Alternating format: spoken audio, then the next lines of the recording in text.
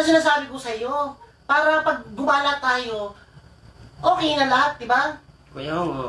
Feeling ba yun? Basta kung paano sabihin ko kayo kung anong oras, kung anong time, kung saan. Ate Monan. At mo nang titingnan kung Tao po! Ay, Ay, Magda! ay ko pala yan. B, Nandiyan ba yung si Payatot? yung asawa mo. Oo, Diyos ko, umaga pa wala. Tawag ako ng tawag. Tingnan mo. Tingnan mo. Nandito ba? Hindi kasi, may nakapagsabi sa akin, umakyat daw dito eh. Dapat yung sinama mo. Kung may nagsabi pala dito, wala ka naman nakikita ditong payat. Tingnan mo sa kumot, baka nakatago. Ba't mo sa'yo nga hanap yung asawa mo? Hindi ko makaano-ano yun. Anong gusto mong ano? Pili mo, agawin ko sa'yo yun. Wala dito, wala ka nakikita dito eh. Umalis ka na. Sandali lang. Wala nga dito. Mukha ba akong liar?